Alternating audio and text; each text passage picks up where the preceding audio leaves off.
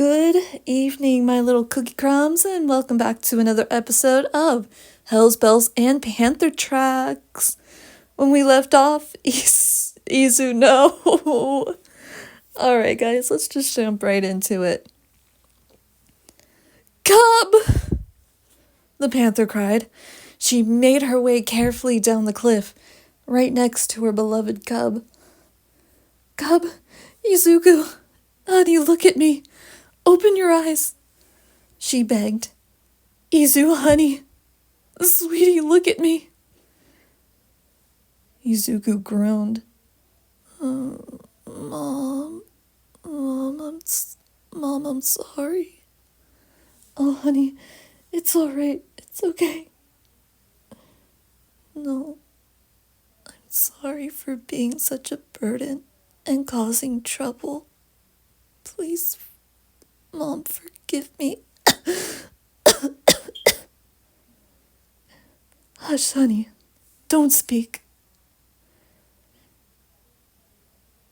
The panther looked up the cliff. I have to go and get help, but I can't leave you here. I don't think I can climb the cliff, though, with you on my back.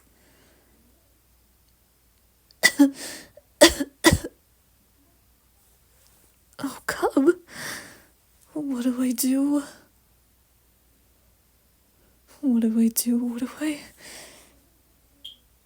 Cub, stay here.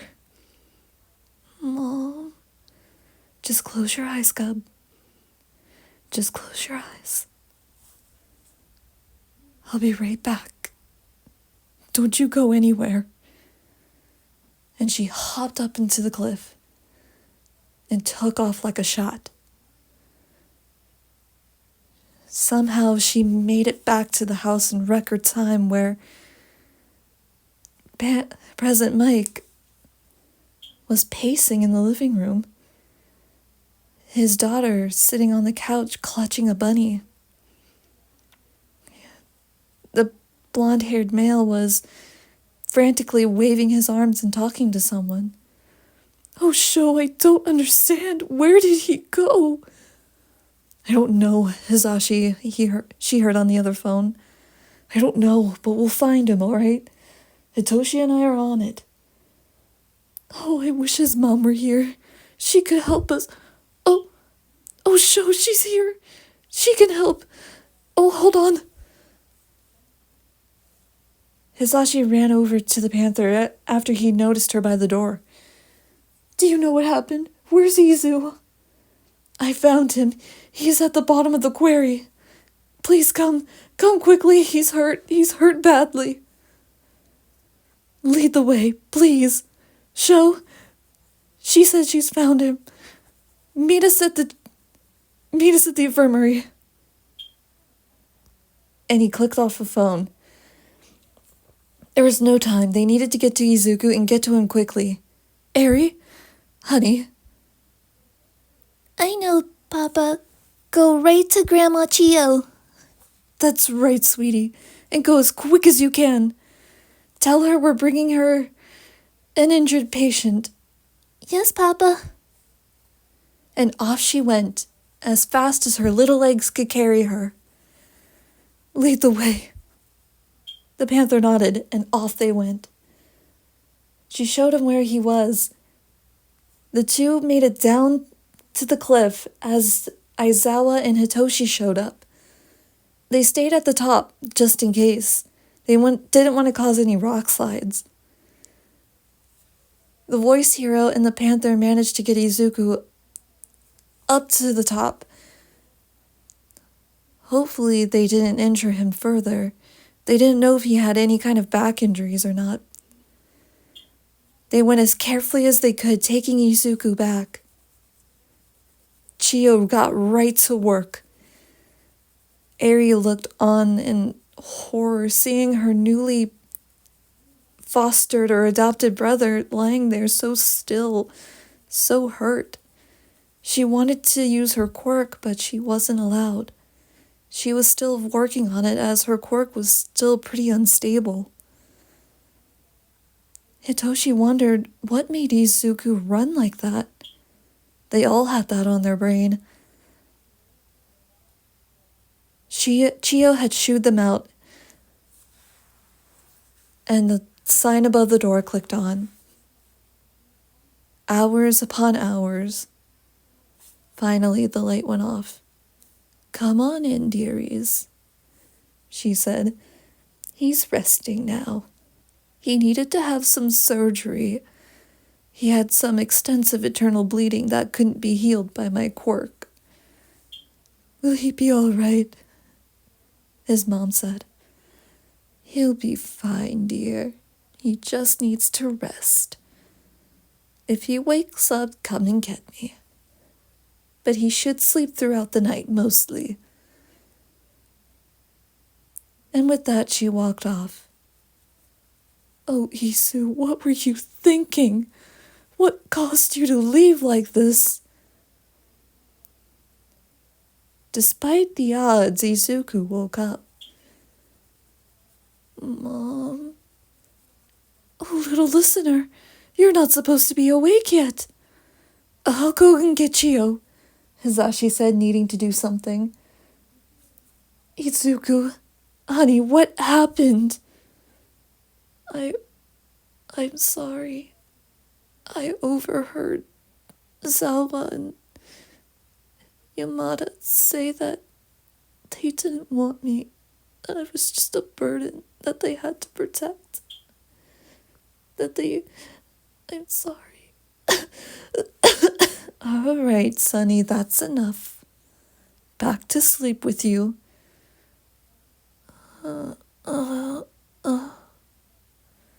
Nizuku was out like a light. "There now. Hopefully you'll stay out this time." And Chio wandered off, making a note in his chart.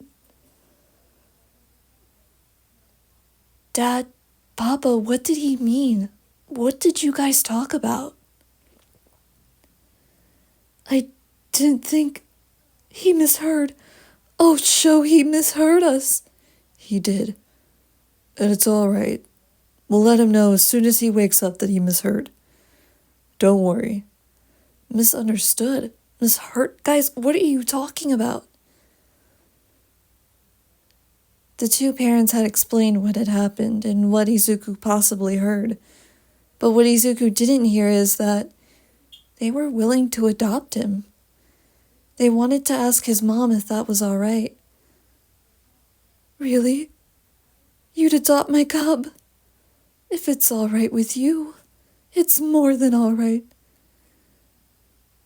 "Don't tell Izuku, but for years, I had wished that a human family would have come, and I'm a panther. I did my best to raise a human child. Sometimes I don't think I did my best, but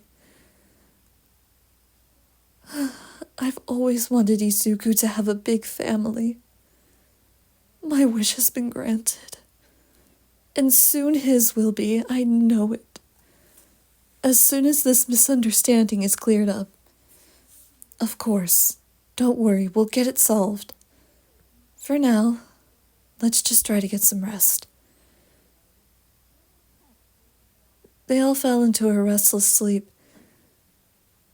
Soon, the heart monitor next to Izuku's bed wailed. "Izuku? Cub, what's wrong?" Mom, it's so hot.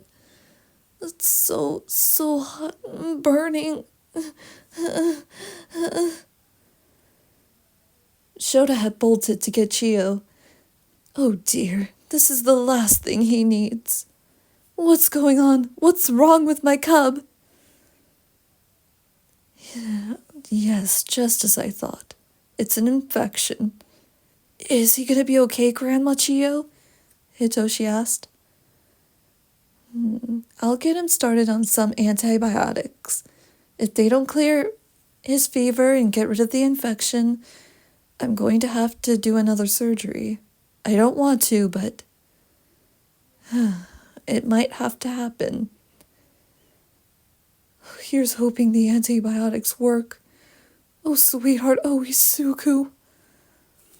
"Hold on for us, Izuku. Keep fighting, all right?" "Yeah, you can't leave yet. You're my brother now, and I love you, dude. Can't go. Please stay, okay? They fell into an unrestless silence. They fell into a very uneasy and uncomfortable silence. The night seemed to drag on and on.